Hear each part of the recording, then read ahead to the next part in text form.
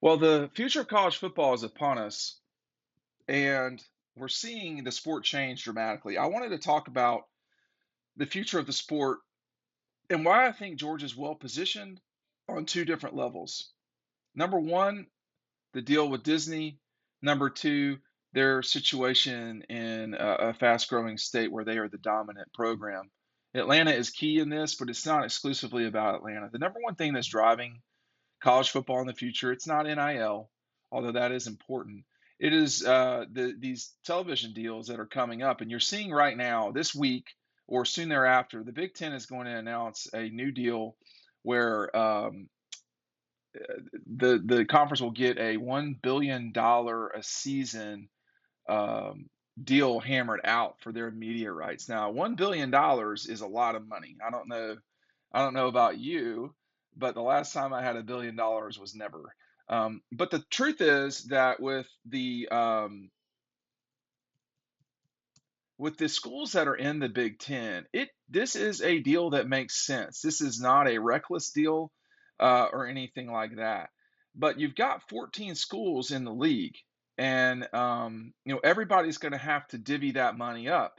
That's not necessarily different than the situation that the SEC finds itself in. These deals are similar. Okay, they're similar in that they're both anywhere going to be somewhere around the $65 million per school range, maybe more than that, a little bit more in the Big Ten.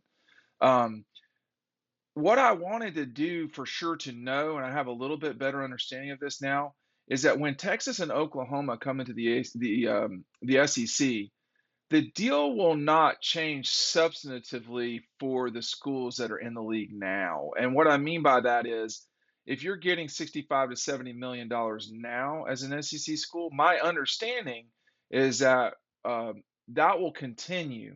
That won't go down, but it won't go up either. That I wasn't sure about that, so I made some calls about that, and that seems to be the indication about moving forward. What you're seeing is two leagues that are separating themselves. And we're seeing it at the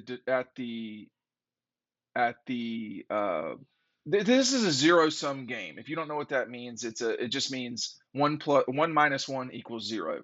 For every person that goes up, someone goes down. This is a zero sum game. And there's no question that the ACC in the last 20 years has really gone from having a lot of potential to not being much in any way. The Pac 12 has fallen on its face, the Big 12 has exploded. This has become the Big 10 and the SEC. And you do wonder what the future will be in the Big 10 and the SEC as they carry forward in a situation where they're going to have their pick of who they want to expand to in the future. And yes, I'm talking about expansion. The SEC getting Texas and Oklahoma prevented Texas and OU from going to the Big Ten, from going to the Pac 12, from going to the ACC. It prevented someone else from getting stronger. People are not going to like everything that happens at the league level. It's what it is, right? I mean, people don't like what Georgia does a lot of times. But we are at what I would say we're close to the final scramble of the last 50 years of college football. We have slowly built towards this. And this future, we may be living in it right now, but we just can't tell. I would not at all in the future be surprised by seeing a college football landscape that is essentially the Big Ten and the SEC leaving and maybe picking some teams and maybe not. I would not be surprised by that at all. None of these schools owe anything to anybody. For instance, Georgia doesn't owe Georgia Tech shit. The same way that Florida State doesn't owe Florida anything. And let me tell you, vice versa, that they are just public schools together in the same state. Now, you could get into some nasty legislative fights in the state level. I'm here for that. But you can't be free market and then you restrict your buddies from going and getting the best deal. right? Or are we just going to say, oh, well, we're free market. We want to be free market when things, anyway, you get my point. So we're going to see in the future, in the Southern schools, particularly in time, in 15 years, 20 years, when I have more gray hairs, what will the future be like? My suspicion is the power players, which are the people in these leagues moving forward, the 16 SEC schools and the 14 in the Big Ten, they totally could leave. And they might grab Miami because it's a great, market, because they have a tradition with 5 national championships or whatever it was in the 80s and 90s. They could grab USC and just ball out and leave. And what's that mean for Colorado? We don't know. We don't know what the future will hold with them. But if you say, well, I don't, that's a bad mistake, well, ask the Premier League. You don't think Manchester United is bigger than they have ever been? You don't think that Chelsea and Liverpool, how do I even know these names, right? They separated about 20 years ago from the regular English soccer, and they created a league that was above and beyond everything else. That is coming. That is coming. Now, when that's coming, I don't know. And people will say, well, I hate it. You're still going to go to the football games. You're still going to watch. You say, oh, I don't watch the NFL. Well, it ain't, okay. Everybody else is. This is about business. And by the way, this has always been around about business. This is not a new thing.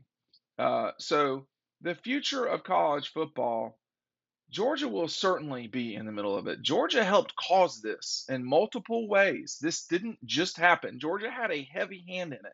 Vince Dooley and company were very instrumental in getting where we got right now, because in 1984, with that TV decision by the Supreme Court, that is what led us to this moment. So I know normally I talk about sports specifically on the field. This is something that is very interesting to me, always has been since I was in college in the 90s. And it's something that will shape the future of college football. The NFL is driven by television. College football is too. And we have entered into a time where we are seeing slow motion, that the future is going to involve the big boys, which includes Vanderbilt, Mississippi State, and Northwestern. So the big boys and a couple others. We could see a very different college football in the future. Will Georgia play Georgia Tech in 20 years? I'm not sure. I'm not sure. I think they probably will, but I'm not certain. And we'll just see.